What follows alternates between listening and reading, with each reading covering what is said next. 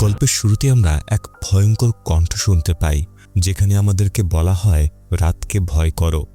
রাত এমন এক জায়গা যা ঈশ্বরের আলোর নাগালের বাইরে থাকা ভয়ঙ্কর প্রাণীদের আশ্রয় দেয়। রাত তার ডানার নিচে লুকিয়ে রাখে শয়তানি আত্মা, অশুভ ডাইনি এবং অন্ধকার গল্পগুলোকে, যেগুলোর একটি আমরা এখন শুনতে চলেছি।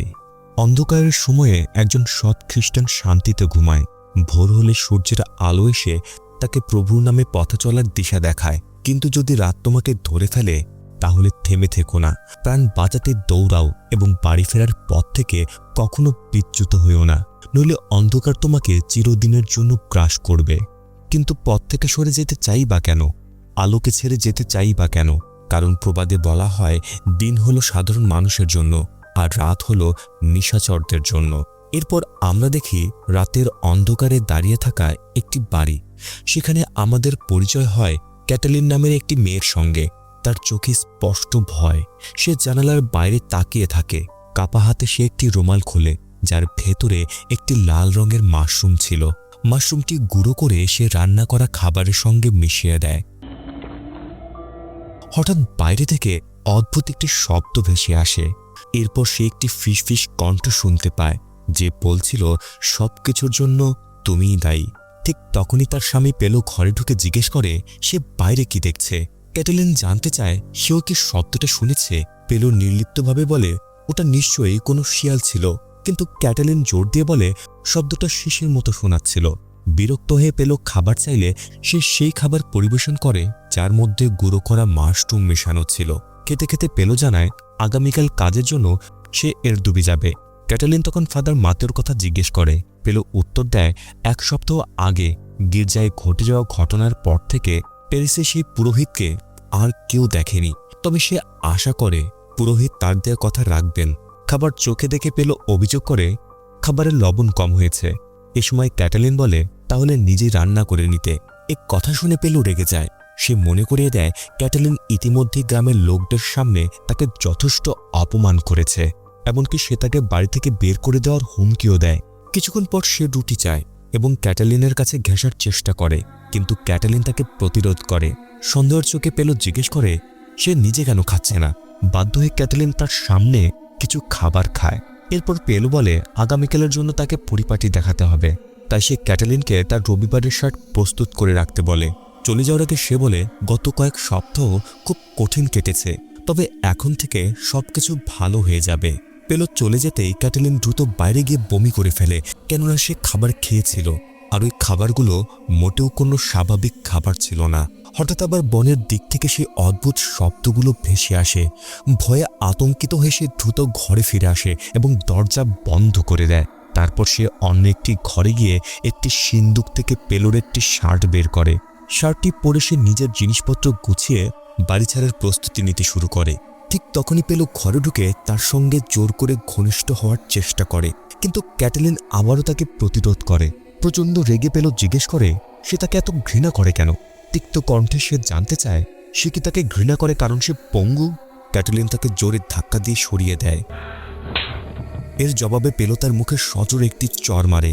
ঠিক সেই মুহূর্তে হঠাৎ পেলোর নাক থেকে রক্ত পড়তে শুরু করে, আর সেই রক্ত ক্যাটালিনের গায়ে থাকা শার্টে পড়ে। কয়েক সেকেন্ড পরই পেলো ভয়ঙ্কর পেট ব্যথায় কাতরাতে থাকে এবং প্রচণ্ড বমি করতে শুরু করে। যন্ত্রণায় ছটফট করতে করতে সে ঘরের ভেতরে সেই একই লাল মাশরুম দেখতে পায় এবং বুঝতে পারে ক্যাটালিন তার সঙ্গে কি করেছে। সুযোগ বুঝে ক্যাটালিন নিজের জিনিসপত্র নিয়ে গভীর বনের ভেতরে পালায় আর পেলোকে মৃত্যুর মুখে ফেলে রেখে যায়। এরপর আবার একটি কণ্ঠ আমাদেরকে বলে, প্রথম গল্পটি শুরু হয় এক হতভাগা তরুণীকে দিয়ে, যে সূর্যাস্তের পর গভীর বনের ভেতরে প্রবেশ করেছিল। তখন শুরু হয় রাতের দেবতার যাত্রা, কারণ তিনিই রাতের প্রতীক। এভাবে শুরু হয় প্রথম অধ্যায় গো। ভয়েস ওভারটি বলতে থাকে, যারা রাতের অন্ধকারে প্রবেশ করার সাহস করে তারা পথ হারিয়ে ফেলে এবং অন্ধকার তাদের চিরতরে গ্রাস করে, কারণ সেখানে বাস করে গো, ছায়ার জগতের সকল প্রাণীর প্রভু। তার রাজ্য মানুষের জন্য নয়। তাহলে যারা রাতের পথে পা বাড়ায় তাদের জন্য কি পরিণতি অপেক্ষা করে। এরপর দেখা যায় ক্যাটালিন আরও গভীর বনের ভেতরে দৌড়ে যাচ্ছে। একসময় সে থেমে যায়। এরপর পেলোর শার্ট খুলে ফেলে এবং একটি উলের শাল ও পাগড়ি পরে নেয়। আবার হাঁটতে শুরু করার ঠিক আগে তার মনে হয় এই অন্ধকারের ভেতরে তার পেছনে যেন কেউ আছে। ভয়ে কাঁপতে কাঁপতে সে ধীরে ধীরে ঘুরে দাঁড়ায় এবং দূরে একজন মানুষকে দেখতে পায় যে খুঁড়িয়ে খুঁড়িয়ে তার দিকেই এগিয়ে আসছে।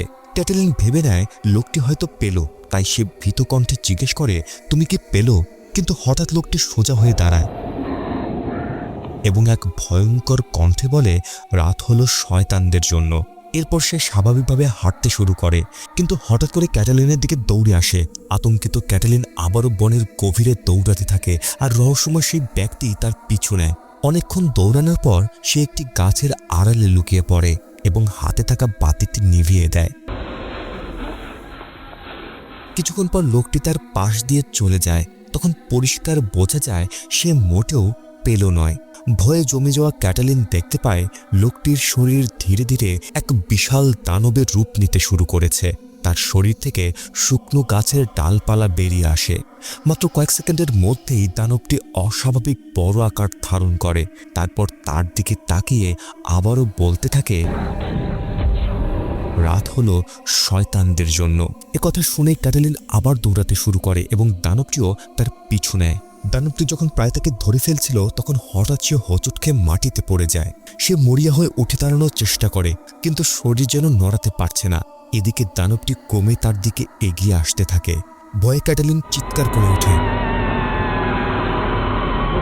আর ঠিক তখনই পর্দাটি কালো হয়ে যায়। পরে দেখা যায় দুজন রহস্যময় মেয়ে তাকে উদ্ধার করেছে। অল্প সময়ের মধ্যেই গ্রাই নামের আরেক মেয়ে সেখানে এসে যোগ দেয় এবং ক্যাটালিনকে জিজ্ঞেস করে সে এখানে কেন এসেছে। তাদের একজন রেমি, যে রেগে তার উপর আক্রমণ করতে উদ্যত হয়, কিন্তু বেলেট্রা তাকে থামিয়ে দেয়। ক্যাটালিনকে দাঁড়াতে সাহায্য করে এবং তাকে চিনতে পারে। ক্যাটালিন জানায় সে বাড়ি থেকে পালিয়ে এসেছে এবং বনের মধ্যে কোনো একটা জিনিস তার পিছু নিয়েছিল। রেমি রেগে জিজ্ঞেস করে সে কেন রাতে একা বাড়ি থেকে বের হয়েছিল। ক্যাটালিন মিথ্যা বলে সে শুধু কাপড় ধোয়ার জন্য বাইরে গিয়েছিল। তখন হঠাৎ কেউ তার পিছু নিতে শুরু করে। গ্রাই তাকে সতর্ক করে বলে, অন্ধকারের পর বনের ভেতরে একা ঘোরাফেরা করা অত্যন্ত বিপজ্জনক। এদিকে বেলেটরা আশেপাশে খোঁজাখুঁজি করতে গিয়ে সেই শার্টটি খুঁজে পায়, যেটি ক্যাটালিন কিছুক্ষণ আগেও পরেছিল। ক্যাটালিন তাদের জানায় শার্টটি তার স্বামীর। এ সময় তারা শার্টে লেগে থাকা রক্তের দাগ সম্পর্কে জিজ্ঞেস করে। ক্যাটালিন উত্তর দেওয়ার আগেই গ্রাই বলে সে শার্টটি ধুয়ে দেবে। এরপর তারা ক্যাটালিনকে নিজেদের আস্তানায় নিয়ে যায়। সেখানে গ্রাই তাকে সবার সঙ্গে পরিচয় করিয়ে দেয়। তারা জানায় তারা এখানে থাকে কারণ এখানে কেউ তাদের বিরক্ত করে না, এমনকি পুরুষরাও নয়। তারা নিজেদের ইচ্ছেমতো জীবনযাপন করতে পারে। তবে তারা বলে সম্প্রতি পরিস্থিতি খারাপ হয়ে উঠেছে। এরদাজুবির অ্যাডব সব ধরনের জমায়েত নিষিদ্ধ করেছে। গ্রামের মানুষদের ওপরও কঠোর নজরদারি চলছে। প্যারিসের পুরোহিত এবং বেলিফরা সবাইকে পর্যবেক্ষণ করছে। তাদের মতে ইনকুইজিটররা এখন চারিদিকে শুধু ডাইনি দেখতে পাচ্ছে। গ্রাই আরও বলে একজন মেয়ে যদি সামান্য মদ্যপান করে তাহলেও তাকে ডাইনি বলে অভিযুক্ত করে কারাগারে পাঠানো হতে পারে। এরপর তারা গ্রামের নানা গসিপ এবং ভৌতিক গল্প নিয়ে আলোচনা শুরু করে। তারা ক্যাটালিনকে জিজ্ঞেস করে সে কোনো ভয়ের গল্প জানে কিনা, কিন্তু ক্যাটালিন বলে সে এমন কোনো গল্প জানে না। তখন গ্রাই তাকে জিজ্ঞেস করে সে ডাইনিকে বিশ্বাস করে কিনা।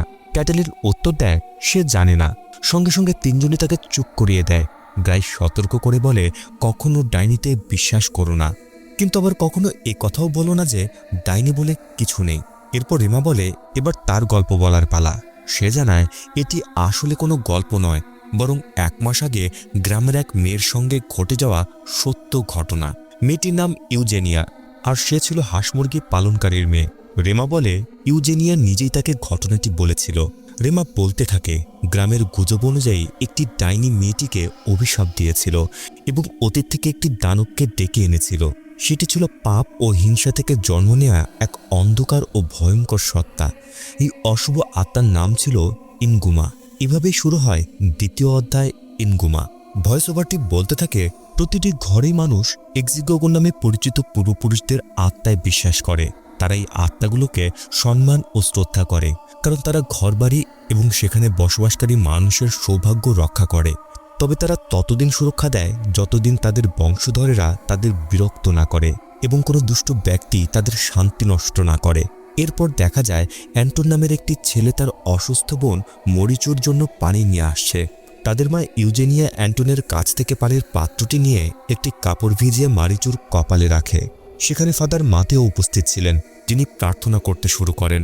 হঠাৎ মারিচুর গলায় অদ্ভুত ডাক ফুটে উঠতে শুরু করে, যেন কেউ তাকে শ্বাসরোধ করে হত্যা করার চেষ্টা করছে। মারিচু চিৎকার করে ওঠে এবং শ্বাস নিতে না পেরে ছটফট করতে থাকে। এই দৃশ্য দেখে ফাদার মাতেও ভয় পেয়ে যান। কিছুক্ষণ পর মনে হয় অদৃশ্য যে শক্তি তাকে চেপে ধরেছিল সেটি সরে গেছে। মারিচু আবার জোরে জোরে শ্বাস নিতে শুরু করে। এরপর মাতেও ঘোষণা করেন এটি ডাইনি বিদ্যার কাজ। এর পরে দেখা যায় এস্থার নামের এক বৃদ্ধা ইউজেনিয়ার মুরগির খামারে দাঁড়িয়ে ফিসফিস করে মন্ত্র পড়ছে। একই সঙ্গে সে একটি মুরগির হৃৎপিণ্ডে সূচ ফুটিয়ে দিচ্ছিল। কিছুক্ষণ পরে ক্যাটালিন এবং তার স্বামী পেলো মারিচুর বাড়িতে পৌঁছায়। ক্যাটালিন খামারের ভেতরে এস্থারকে দেখতে পায়, কিন্তু বৃদ্ধা সঙ্গে সঙ্গে সেখান থেকে চলে যায়। কৌতূহলী হয়ে ক্যাটালিন খামারের দিকে দৌড়ে যায়। ঠিক তখনই একটি কালো বিড়াল সেখান থেকে বেরিয়ে দৌড়ে পালায়। ভেতরে গিয়ে সে একটি মৃত মুরগি দেখতে পায়, কিন্তু এস্থার ইতিমধ্যেই অদৃশ্য হয়ে গেছে। পেলো ক্যাটালিকে বলে সে যেন ভেতরে গিয়ে মারিচুর সঙ্গে দেখা করে আর সে নিজে বাইরে থেকে অপেক্ষা করবে।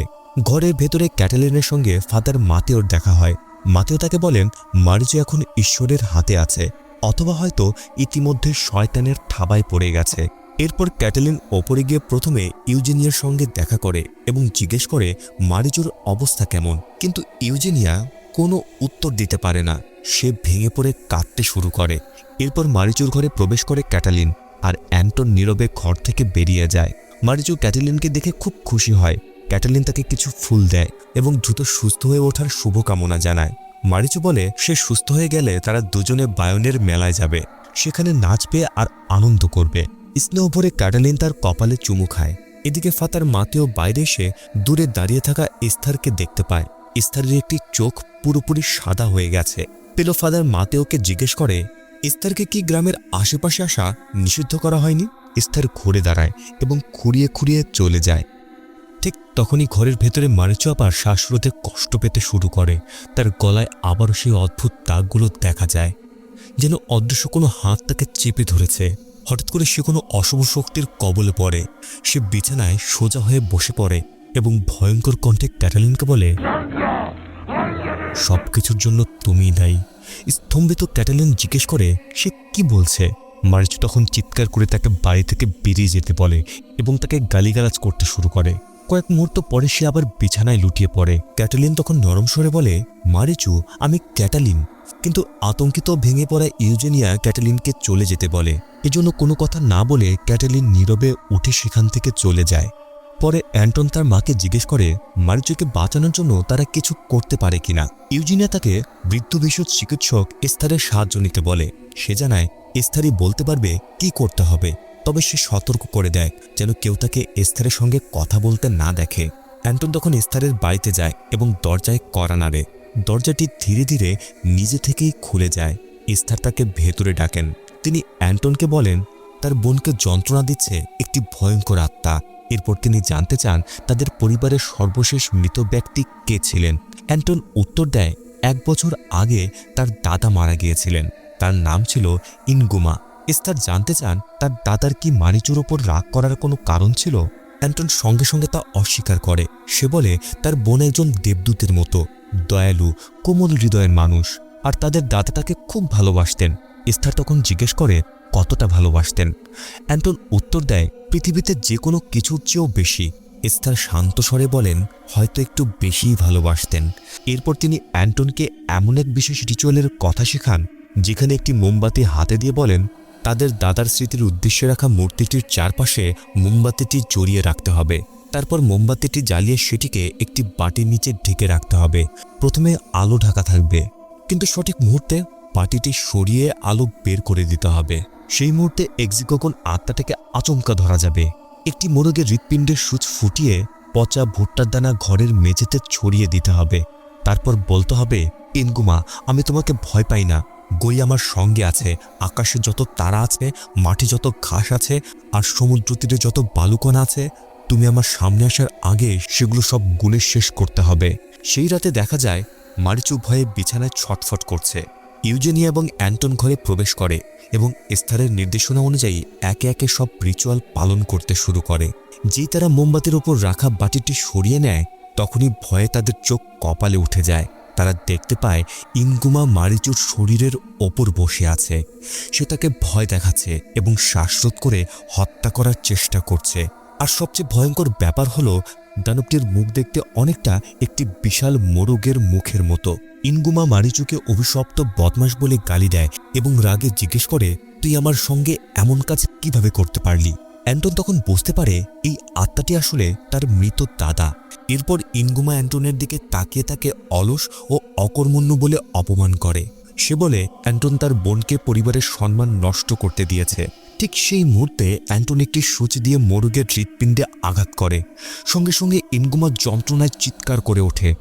দানবটি রেগে জিজ্ঞেস করে, মারিচু কি করেছে তাকে তুই আদৌ জানিস? এরপর সে মারিচুর গলা আরও শক্ত করে চেপে ধরে। মরিয়া হয়ে অ্যান্টন পচা ভুট্টার দানাগুলো মেঝেতে ছুঁড়ে ফেলে। এতে ইনগুমা কিছুক্ষণের জন্য বিভ্রান্ত হয়ে পড়ে এবং অদ্ভুতভাবে চিৎকার করতে শুরু করে। অ্যান্টন ও ইউজেনিয়া তখন এস্থার শেখানো মন্ত্র উচ্চারণ করতে শুরু করে, কিন্তু রিচুয়ালটি কার্যকর হওয়ার আগেই ইনগুমা হঠাৎ মারিচুর ঘাড় মটকে দেয়। মুহূর্তের মধ্যেই মারিচু মারা যায়। এরপর সে কিছুক্ষণ তার নিথর দেহের পাশে দাঁড়িয়ে থাকে এবং তারপর অন্ধকারে মিলিয়ে যায়। অ্যান্টন দ্রুত জানালা খুলে দেয়। তখন দেখা যায় বিছানায় মারিচু মৃত অবস্থায় পড়ে আছে এবং তার ঘাড় ভেঙে আছে। এরপরে দেখা যায় ইনগুমা একটি ঘাসে ভরা মাঠে দাঁড়িয়ে ঘাসের পাতা গুনছে, কিন্তু সূর্যের আলো তার গায়ে পড়তেই তার শরীর হঠাৎ ছাই হয়ে যায় এবং সম্পূর্ণভাবে বিলীন হয়ে পড়ে। এরপর ফাদার মাতেওকে মারিচুর মৃতদেহের পাশে দাঁড়িয়ে থাকতে দেখা যায়। এ সময় রেমার কণ্ঠে ভয়েস ওভার শোনা যায়, যে বলছিল মারিচুর মৃত্যুর পর পুরোহিত দাবি করেছিলেন সে পাপ ও ডাইনিবিদ্যার প্রলোভনে আক্রান্ত হয়ে এক দানবের কবলে পড়েছিল। এরপর দেখা যায় অ্যান্টন ফাদার মাতেওর কাছে সবকিছু স্বীকার করে। অ্যান্টন জানায় সে এস্থারের বাড়িতে গিয়েছিল এবং তার নির্দেশনা অনুসরণ করেছিল। কান্নাজড়িত কণ্ঠে অ্যান্টন বলে সে কখনো ভাবতেই পারেনি তার বোন মারা যাবে। সে জোর দিয়ে বলে সেদিন রাতে সে সত্যি দেখেছিল একটি শয়তানকে। এরপর গল্প আবার বর্তমানে ফিরে আসে। রেমি ভাবতে থাকে মারিচু কি এমন ভয়ঙ্কর পাপ করেছিল যে তার নিজের দাদাই তাকে এত ঘৃণা করত। ক্যাটেলিন সঙ্গে সঙ্গে বলে সবকিছুই মিথ্যা। সে জোর দিয়ে বলে মারিচু কোনো ভুলই করেনি। রেমিও জিজ্ঞেস করে সে এত নিশ্চিত কিভাবে? ক্যাটেলি উত্তর দেয় সে মারিচুকে খুব ভালোভাবে চিনত। সে আরও বলে মারিচু অনেকদিন ধরেই গুরুতর অসুস্থ ছিল আর এস্থারের তথাকথিত চিকিৎসা তার অবস্থা আরও খারাপ করে দিয়েছিল। রেমি তখন প্রশ্ন করে, তুমি কি বলতে চাও এস্থার একজন ডাইনি ছিল? এরপর বেলেটটা কথার মধ্যে হস্তক্ষেপ করে। সে বলে তারা সবাই এস্থারকে ভালোভাবে চিনত। এস্থার সবসময় গ্রামের মানুষদের নিজের মতো করে সাহায্য করার চেষ্টা করত।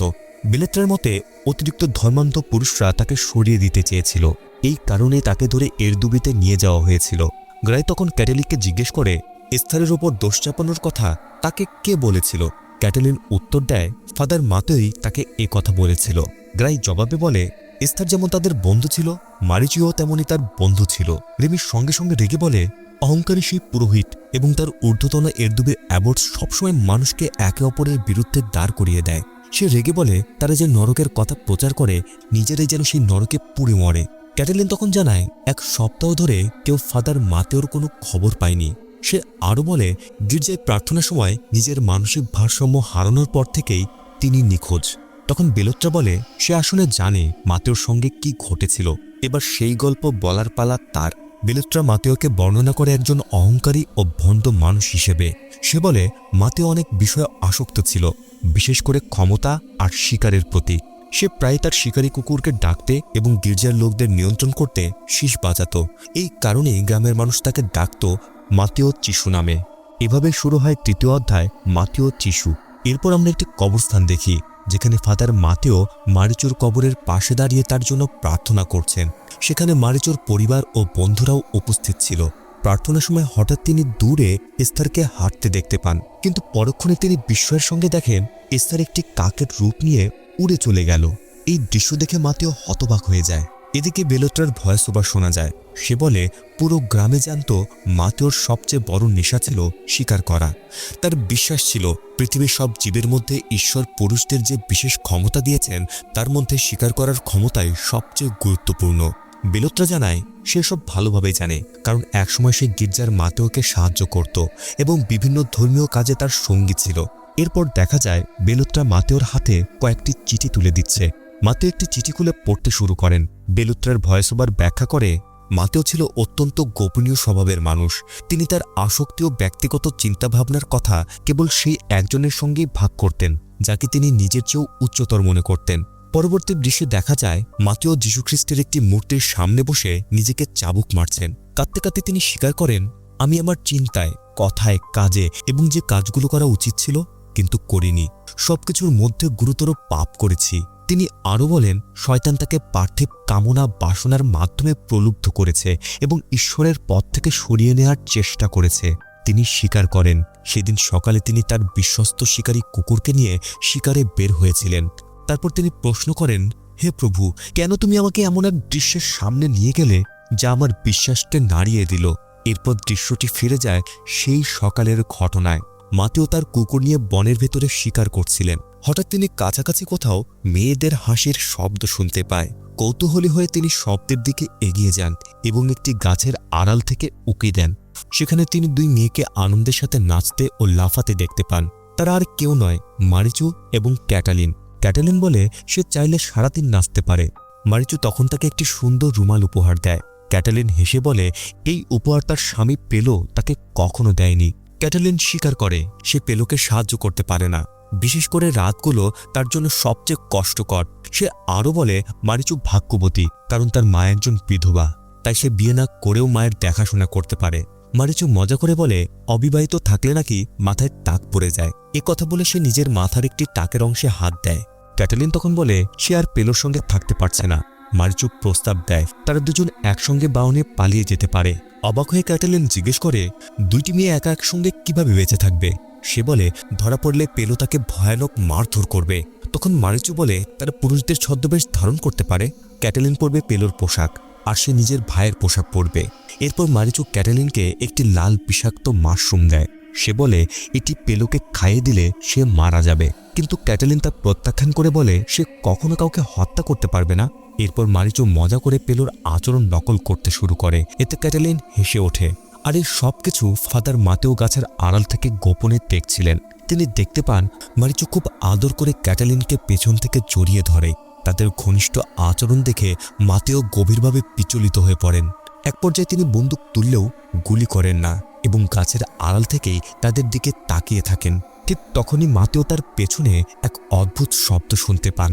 তিনি ঘুরে তাকাতেই একটি খরগোশ দেখতে পান, যার চেহারা অদ্ভুতভাবে স্থানের মতো মনে হচ্ছিল। এটা দেখে সে ভয় পেয়ে যায়। তিনি দ্রুত বন্দুক তাক করেন, কিন্তু খরগোশটি হঠাৎ দৌড়ে পালিয়ে যায়। গুলির শব্দ শুনে ক্যাটালিন ও মারিচু আতঙ্কিত হয়ে পড়ে এবং দ্রুত সেখান থেকে পালিয়ে যায়। এরপর মাতেও আবার সেই ভয়ঙ্কর শব্দটি শুনতে পান। এ সময় তিনি দেখেন খরগোশটি কিছুটা দূরে গিয়ে থেমে আছে। মাতেও আবার গুলি করেন। এবার গুলিটি খরগোশের পায়ে লাগে, তবুও আহত অবস্থায় প্রাণীটি পালিয়ে যেতে সক্ষম হয়। এরপর দৃশ্যটি আবার যীশুখ্রিস্টের মূর্তির সামনে বসে থাকা মাতেওর কাছে ফিরে আসে। তিনি নিজেকে প্রশ্ন করতে থাকেন তিনি যা দেখেছেন তাকে সত্যি বাস্তব নাকি শয়তানের কোনো প্রতারণা। তিনি ভাবতে থাকেন বিষয়টা কি অ্যাবটোকে জানানো উচিত। এরপর তিনি আবার নিজেকে চাবুক মারতে শুরু করেন। পরদিন সকালে ফাদার মাতেও ডেকে আনেন পেলোকে। তিনি জানান অ্যাবের আপেল বাগানে কাজ করার জন্য পেলোর যে আবেদনপত্র ছিল তিনি তা পেয়েছেন। পেলো সম্মতি জানিয়ে বলে সে একজন ভালো তত্ত্বাবধায়ক হিসেবে কাজ করবে, কিন্তু মাতেও বলেন চাকরির ব্যাপারে কথা বলার জন্য তিনি তাকে ডাকেননি, বরং তিনি চান পেলো এবং তার স্ত্রী ক্যাটালিন তার সঙ্গে এর দুবিতে যাক এবং বিচারকের সামনে সাক্ষ্য দিক যে এস্থার একজন ডাইনি। পেলো বলে সে সব বিষয়ে জড়াতে চায় না। তখন মাতেও বলে পেলো একজন ভালো খ্রিস্টান এবং গির্জা জানে কিভাবে সৎ মানুষদের পুরস্কৃত করতে হয়, কিন্তু একই সঙ্গে তিনি আরও বলেন পেলোর স্ত্রী একজন পাপী। এরপর তিনি বনের ভেতরে যা দেখেছিলেন সব কিছু পেলোকে খুলে বলেন।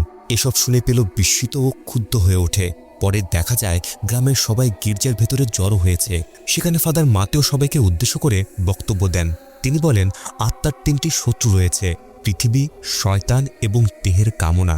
তিনি আরও বলেন এই তিনটির মধ্যে দেহের কামনায় সবচেয়ে বিপজ্জনক এবং সবচেয়ে ভয়াবহ। তার মতে দেহ দুর্বল হলেও একই সঙ্গে শক্তিশালী। নিজেকে রক্ষা করার ক্ষেত্রে দুর্বল, কিন্তু অন্যদেরকে প্রলোভনে ফেলার ক্ষেত্রে অত্যন্ত শক্তিশালী। তিনি আরও বলেন দেহের পাপ সৎ খ্রিস্টানদের হৃদয়কে পচিয়ে দেয় এবং মহামারীর মতো ছড়িয়ে পড়ে। এটি শুধু পাপীদের আত্মাকে ধ্বংস করে না, বরং পুরো সমাজের ভিত্তিকেও দুর্বল করে দেয়। তিনি সতর্ক করে বলেন, ডাইনিবিদ্যা এবং অনৈতিকতা একদিন তাদের জাতির সর্বনাশ ডেকে আনবে, কেননা প্রতিনিয়ত মেয়েরা ঈশ্বরের পথ থেকে বিচ্যুত হচ্ছে এবং শয়তানের পথে হারিয়ে যাচ্ছে। এরপর তিনি ঘোষণা করেন, দেহের পাপের প্রায়শ্চিত্ত করার একমাত্র উপায় হলো একজন ডাইনিকে কর্তৃপক্ষের হাতে তুলে দেয়া। মাতেও আরও বলেন, যদি কারো প্রতিবেশী ডাইনিবিদ্যার সঙ্গে জড়িত বলে সন্দেহ হয়, তাহলে অবশ্যই তাকে এসে জানাতে হবে। তিনি জানান, ইতিমধ্যে কয়েকটি অভিযোগ জমা পড়েছে, আর যারা কোনো ডাইনিকে লুকিয়ে রাখবে বা রক্ষা করবে, তারা সেই ডাইনির মতোই অপরাধী বলে গণ্য হবে। হঠাৎ করে গির্জার দরজাগুলো নিজে থেকে খুলে যায়। সেই একই খরগোশ গির্জার ভেতরে ঢুকে পড়ে। খরগোশটিকে দেখেই মাতেও চমকে ওঠেন। এরপর তিনি পুরো গির্জা জুড়ে একটি ডাইনির অট্টহাসির শব্দ শুনতে পান। ভয়ে তিনি সঙ্গে সঙ্গে বন্দুক বের করে খরগোশটির দিকে গুলি চালান। এতে গ্রামের লোকজনের মধ্যে আতঙ্ক ছড়িয়ে পড়ে। সবাই দ্রুত গির্জা থেকে বেরিয়ে যেতে শুরু করে। এদিকে মাতেও বারবার গুলি চালাতে থাকেন, কিন্তু প্রতিবারই খরগোশটি পালিয়ে যায়। একসময় তিনি দেখতে পান খরগোশটি একটি বের হওয়ার পথের কাছে বসে আছে। কিছুক্ষণ সেখানে স্থির থাকার পর সেটি হঠাৎ বাইরে দৌড়ে চলে যায়। মাতেও তখন তার কুকুরকে ডাকতে শীষ বাজান এবং খরগোশটিকে ধরার নির্দেশ দেন। কুকুরটি সঙ্গে সঙ্গে খরগোশের পিছু ধাওয়া করে বাইরে ছুটে যায়। কিন্তু কিছুক্ষণ পর গ্রামের লোকেরা লক্ষ্য করে মাতেও নিজে আর গির্জা থেকে বের হননি। তারা ভেতরে অনেক খোঁজাখুঁজি করলেও তাকে আর কোথাও খুঁজে পাওয়া যায়নি। তিনি যেন হঠাৎ করেই অদৃশ্য হয়ে গেছেন। এ সময় বেলাত্রার ভয়েসওভারে শোনা যায়, ফাদার মাতেওকে এরপর আর কেউ কখনো দেখেনি। তবে লোকমুখে একটি গুজব ছড়িয়ে পড়ে। অনেকে বলে, গভীর রাতে এখনও পাহাড়ের দিক থেকে তার শীষের শব্দ ভেসে আসে। মনে হয় তিনি এখনও তার কুকুরকে ডাকছেন। লোকজনের বিশ্বাস, মাতেও একটি পথারা আত্মায় পরিণত হয়েছে। সে চিরকাল সেই খরগোশের পেছনে ছুটতে ছুটতে পৃথিবীতে ঘুরে বেড়াতে বাধ্য হয়েছেন। এরপর গল্প আবার বর্তমান সময়ে ফিরে আসে। ক্যাটালিন প্রতিবাদ করে বলে, এই গল্প সত্য নয়। সে জানতে চায় তারা তার আর মারিচুর ব্যক্তিগত ব্যাপারগুলো কিভাবে জানে। বেলত্রা উত্তর দেয়, মাতেও নিখোঁজ হওয়ার আগে সে নিজেই এসব কথা বলেছিলেন। রেমি তখন বলে, আমরা সবকিছু জানি। ক্যাটালিন বলে, মাতেও প্রতিশ্রুতি দিয়েছিল সে যদি সাক্ষ্য দেয় তাহলে সে তাদের গোপন সম্পর্কের কথা কাউকে বলবে না। রেমি সঙ্গে সঙ্গে প্রশ্ন করে, তাহলে কি তুমি স্বীকার করছো? সে জানতে চায় ক্যাটালি কি নিজের ইচ্ছায় এস্থারের বিরুদ্ধে সাক্ষ্য দিয়েছিল। ক্যাটালি তা অস্বীকার করে। তখন অন্য মেয়েরা তাকে জিজ্ঞেস করে, তাকে কি জোর করা হয়েছিল নাকি সে স্বেচ্ছায় তা করেছিল। ক্যাটালি বারবার অস্বীকার করার চেষ্টা করলেও বেলেত্রা বলে তারা আগে সত্যটা জানে। ফাদার মাতেও তার ও মারিচুর সম্পর্ক গোপন রাখার বিনিময়ে তাকে জোর করে সাক্ষ্য দিতে বাধ্য করেছিল। মেয়েগুলো তখন এস্থারের মৃত্যুর জন্য ক্যাটালিকেই দায়ী করে। তারা বলে, এস্থারকে আগুনে পুড়ে মারা হয়েছিল তার সাক্ষ্যের কারণেই। তারা তাকে খুনি বলে আখ্যা দেয় এবং বলতে থাকে ডাইনিদের কাছে তার জবাবদিহি করা উচিত। এগুলো শুনে রেগে ক্যাটালি বলে, কোন ডাইনি? তোমরা সবাই পাগল হয়ে গেছো। ঠিক তখনই গ্রায় এক চাঞ্চল্যকর সত্য প্রকাশ করে। সে জানায় সে, রেমি এবং বেলেত্রা তিনজনই ডাইনি। এরপর সে বলে তারা ক্যাটালিনকে তাদের ডাইনিদের সংঘ বা কভেনে নিয়ে যাবে। কভেন হলো ডাইনিদের গোপন আস্থানা। এই কথা শুনে ক্যাটালি ভয়ে আতঙ্কিত হয়ে দৌড়ে পালিয়ে যায়। এভাবেই শুরু হয় চতুর্থ অধ্যায়, দ্য ক্যাভেন। ক্যাটালিন সরাসরি নিজের বাড়িতে ফিরে আসে এবং মরিয়া হয়ে দরজায় কড়া নাড়তে থাকে। এই সময় দরজা খুলে দেয় পেলো, কিন্তু তাকে সাহায্য করার বদলে সে বিষ খাওয়ানোর জন্য ক্ষুব্ধ হয়ে ক্যাটালিনের ওপর চিৎকার করতে থাকে। এই সময় সে দেখতে পায় ক্যাটালিনের পেছনে কয়েকজন ডাইনি দাঁড়িয়ে আছে। হঠাৎ ডাইনিরা ক্যাটালিনকে ধরে টেনে নিয়ে যেতে শুরু করে। তারা তার চুল টেনে ধরে এবং কাপড় ছিঁড়ে ফেলতে থাকে। ভয় ও যন্ত্রণায় ক্যাটালিন চিৎকার করে ওঠে। কিছুক্ষণ পর ডাইনিরা পিছিয়ে যায়।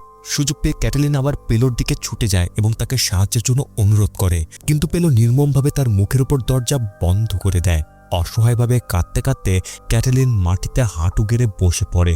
ঘরের ভেতর থেকে জানালার ফাঁক দিয়ে পেলো নীরবে পুরো ঘটনাটি দেখছিল। বেলোত্রা তখন তাকে শেষবারের মতো সত্য স্বীকার করতে বলে। অস্ত্রসিক্ত কণ্ঠে ক্যাটালিন অবশেষে স্বীকার করে, হ্যাঁ, সে এস্থারের বিরুদ্ধে অভিযোগ করেছিল, যদিও সে কখনো তা করতে চায়নি। ক্যাটালিন বলে সে ভয় পেয়েছিল এবং নিজের কাজের জন্য গভীর অনুশোচনায় ভুগছে। এরপর গ্রায় তাকে জিজ্ঞেস করে সেদিন আসলে কি ঘটেছিল। সে কি সত্যি এস্থারকে দেখেছিল? এরপর একটি ফ্ল্যাশব্যাক দেখা যায়। সেখানে ক্যাটালিন এবং পেলো গির্জায় এসেছে এস্থারকে ডাইনি বলে সাক্ষ্য দেওয়ার জন্য। ক্যাটালিন ভয় পেয়ে যায় যখন সে দেখে বিচারক এবং অন্যদের সামনে এস্থারকে ঝুলিয়ে রাখা হয়েছে একদম উলঙ্গ অবস্থায়। সেই দৃশ্য দেখে ক্যাটালিন কান্নায় ভেঙে পড়ে, কিন্তু পেলো তাকে জোর করে এস্থারকে ডাইনি ঘোষণা করে লেখা বিবৃতিতে সাক্ষ্য করতে বাধ্য করে। প্রথমে ক্যাটালিন রাজি হয় না, কিন্তু পেলো তার হাত শক্ত করে ধরে জোরপূর্বক স্বাক্ষর করিয়ে নেয়। আর ঠিক সেই মুহূর্তে এস্থার ক্যাটালিনের দিকে তাকিয়ে নরম স্বরে বলে, এর জন্য তুমি দায়ী নও। বর্তমান সময়ে ফিরে এসে ক্যাটালিন কান্নায় ভেঙে পড়ে। গ্রায় তাকে বলে এখন তারা তার কথা বিশ্বাস করে, কিন্তু তবুও সেই অপরাধবোধ এখনও তার ভেতরেই রয়ে গেছে। গ্রায় বলে এখন তাদের দেবতা অ্যাকেরেসই তার ভাগ্য নির্ধারণ করবে। এরপর গ্রায় তাকে একটি ছোট মলমের পাত্র দেয় এবং সেটি শরীরে মাখতে বলে। ক্যাটালিন দ্বিধায় পড়লে গ্রায় জিজ্ঞেস করে, তুমি কি আবার তোমার স্বামীর কাছে ফিরে যেতে চাও? অনিচ্ছা সত্ত্বেও ক্যাটালি পাত্রটি গ্রহণ করে। গ্রায় তাকে নির্দেশ দেয় মলমটি বগলের নিচে এবং শরীরের নির্দিষ্ট স্থানে মাখতে। ক্যাটালিন নির্দেশ মতো তা করে। এরপর গ্রায় তাকে একটি অদ্ভুত মন্ত্র উচ্চারণ করতে বলে। ক্যাটালিন কথাগুলো পুনরাবৃত্তি করতেই অবিশ্বাস্য ঘটনা ঘটে। সে ধীরে ধীরে মাটি ছেড়ে আকাশে ভাসতে শুরু করে। তার চারপাশে অন্য ডাইনিরাও একইভাবে ভেসে ওঠে। এদিকে পেলো লুকিয়ে পুরো ঘটনাটি দেখছিল এবং বিস্ময়ে হতবাক হয়ে যায়। কিছুক্ষণ পর দেখা যায় ডাইনিদের দলটি মেঘের অনেক ওপরে উঠে যাচ্ছে। কৌতূহলী ও মরিয়া হয়ে পেলো বাইরে ছুটে আসে। সে মলমের পাত্রটি তুলে নিয়ে শুকে দেখে। হঠাৎ সে আকাশের ওপর থেকে ডাইনিদের ভয়ঙ্কর হাসির শব্দ শুনতে পায়। সে দ্রুত নিজের শরীরেও একইভাবে মলম মাখে এবং গ্রায়ের বলা মন্ত্রটি পড়তে শুরু করে। প্রথমে কিছুই ঘটে না, কিন্তু হঠাৎ এক অদৃশ্য শক্তি তাকে প্রচণ্ড জোরে পেছনে টেনে নিয়ে যায়। সে বনের ভেতরের দিকে ছিটকে যেতে যেতে একটি পাথরের সঙ্গে ধাক্কা খায়। তারপর সেও আকাশে ভেসে ওঠে। মেঘের ওপরে পৌঁছে পেল নিজেকে চারপাশে উঠতে থাকা অসংখ্য ডাইনির মধ্যে দেখতে পায়। ভয়ঙ্কর দৃশ্য দেখে সে আতঙ্কে চিৎকার করে ওঠে। একসময় সে সামনে ক্যাটালিনকে দেখতে পায় এবং মরিয়া হয়ে তার কাছে সাহায্য চায়। একটু আগেই পেলোর কাছে সাহায্য চেয়েছিল ক্যাটালিন, কিন্তু তাকে সাহায্য করেনি। আর মুহূর্তের মধ্যে পুরো ঘটনাটি এখন উল্টো হয়ে গেছে। এখন পেলো সাহায্য চাইছে ক্যাটালিনের কাছে, কিন্তু সে তাকে আর সাহায্য করে না। কিছুক্ষণ পর পেলো আকাশ থেকে নিচে পড়ে যায়। মাটিতে আছড়ে পড়ার সঙ্গে সঙ্গেই তার মৃত্যু হয়। এরপর অন্য ডাইনিরাও নিচে নেমে আসে। তারা সবাই একসঙ্গে দৌড়াতে দৌড়াতে একটি নির্দিষ্ট স্থানের দিকে যেতে থাকে। অবশেষে তারা পৌঁছে যায় কভেনে, ডাইনিদের গোপন আস্তানা। সেখানে বিশাল এক অগ্নিকুণ্ডের চারপাশে মানুষ মুক্তভাবে নাচছে, হাসছে, গান গাইছে এবং বাদ্যযন্ত্র বাজাচ্ছে। সবাই আগুনকে ঘিরে উৎসবের মতো আনন্দে মেতে আছে। কিছুক্ষণ পরে তারা ক্যাটালিনকে ঘিরে ধরে। লোকজন তাকে আলতোভাবে স্পর্শ করে এবং ধীরে ধীরে রেমি, গ্রায় ও বেলেট্রার সামনে নিয়ে যায়। তাকে অনুষ্ঠানের কেন্দ্রে হাঁটু গেড়ে বসতে বলে। এরপর উপস্থিত সবাই তাকে ঘিরে বসে একটি রহস্যময় রিচুয়াল শুরু করে। কিছুক্ষণ সময় পর অবশেষে তাদের দেবতা অ্যাকেরেস উপস্থিত হয়। সে ছিল ছাগলের মতো বৈশিষ্ট্যযুক্ত এক বিশাল মানবাকৃতির সত্তা। ধীরে ধীরে সে সবার সামনে এগিয়ে আসে। তার মুখ স্পষ্ট দেখা যেতেই ক্যাটালিন বিস্ময়ে ও আতঙ্কে স্তব্ধ হয়ে যায়। অ্যাকেরেসের বিশাল উপস্থিতির সামনে সবাই তাকে প্রশংসা ও শ্রদ্ধা জানাতে শুরু করে। সে সমাবেশের সামনে বসে একটি অদ্ভুত কাজ করে। এর ফলেই বনের ভেতর দিয়ে প্রবল বাতাস বয়ে যায়। সেই বাতাসের প্রভাবে উপস্থিত সবাই একে একে অচেতন হয়ে মাটিতে লুটিয়ে পড়ে। এর কিছু সময় পর ধীরে ধীরে সকলে জ্ঞান ফিরে পায়। এরপর তারা রিচুয়ালের অংশ হিসেবে নিজেদের পোশাক খুলে একে অপরকে জড়িয়ে ধরতে শুরু করে। কিন্তু ক্যাটালিন বিভ্রান্ত ও অভিভূত হয়ে চারপাশের সবকিছু দেখছিল। সে ঠিক বুঝতে পারছিল না তার চারপাশে কি ঘটছে। ঠিক তখনই অ্যাকেরেস আলতো করে তার মুখ স্পর্শ করে এবং গভীর দানবীয় কণ্ঠে তার নাম উচ্চারণ করে। কয়েক মুহূর্ত পরে অ্যাকেরেস তার দিকে পিঠ ফিরিয়ে দাঁড়ায়। ধীরে ধীরে তার রূপ পরিবর্তিত হতে শুরু করে।